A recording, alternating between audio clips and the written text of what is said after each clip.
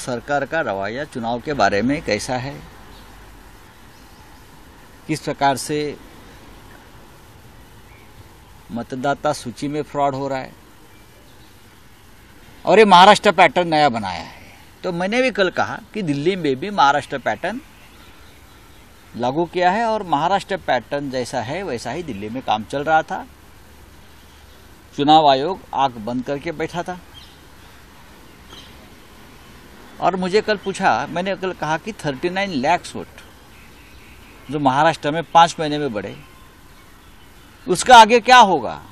तो मैंने ये कहा ये 39 लाख वोट अब बिहार में शिफ्ट हो जाएंगे, उसमें से कुछ दिल्ली में भी आए हैं। लेकिन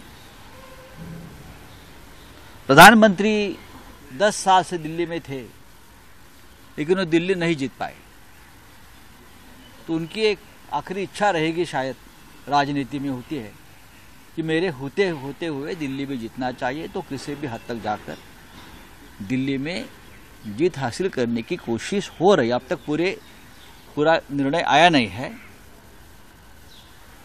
कांटे की टक्कर है। अगर कांग्रेस पार्टी और आपका मनोमिलन होता तो अच्छी बात रहती। अभी उमर अब्दुल्ला ने संदर्भ दिया है, नहीं लड़ते तो नतीजा नहीं, उन्होंने ये कहा है अब और लड़ो और एक दूसरे को समाप्त करो। मैंने भी, हम पहले दिन से हम यही कहते थे कि अगर आप और कांग्रेस दोनों का जो राजनीतिक प्रतिद्वंदी है, मैं शत्रु नहीं कहूँगा, वो भारतीय जनता पार्टी है। हमको भारतीय जनता पार्टी की हराने के लिए, सत्ता से दूर करने के लिए आप भी लड़ती है, कांग्रेस भी लड़ती है, लेकिन अलग अलग लड़ते हैं। अगर एक साथ होते तो दिल्ली का नतीजा डेफिनेटली पहले 1 घंटे में ही बीजेपी की हार सुनिश्चित हो जाती। लेकिन कांग्रेस कुछ खास परफॉर्मेंस नहीं कर पाई, सिर्फ एक जगह पर ही वो आगे दिख रही है। खाता खोल दिया बस, और क्या है। खाता खोलने के लिए ही सब लोग उतरते हैं मैदान में, लेकिन उससे हमको सबक लेना चाहिए।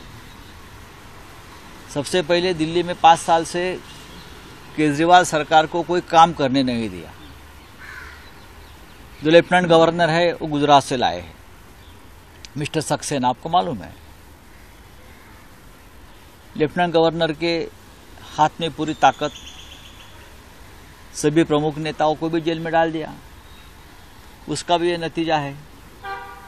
आप सभी प्रमुख नेताओं के ऊपर आपराधिक मामले दर्ज करेंगे, जेल में डालेंगे और चुनाव जीतेंगे। ये एक फॉर्मूला महाराष्ट्र में हुआ, अब दिल्ली में है, शायद अब बिहार का चुनाव है तो बिहार में भी यही करेंगे। राउत साहब, लेकिन जो आपके सब बड़े नेता है वो अभी मतगणना में सब पीछे दिखाई दे रहे हैं। वो केजरीवाल जी हो, आतिशी हो, सिसोदिया जी हो, ऐसे सब बड़े जो गद्दार नेता है वो पीछे दिख रहे हैं। महाराष्ट्र में क्या हो गया?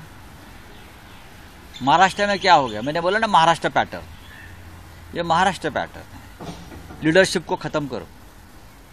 जो लीडरशिप मोदी जी के सामने खड़े होने की कोशिश करती है उनको हर हाल में खत्म कर दो, हरा दो, चाहे कोई भी कीमत चुकानी पड़े, हरा दो। लेकिन ये महाराष्ट्र में हुआ है, ये हरियाणा में हुआ। लोग क्या आपको लगता है बीजेपी को वोट कर रहे हैं? नहीं, बीजेपी को वोट करना कोई नहीं चाहता है। ये तो जबरदस्ती का वोटिंग है।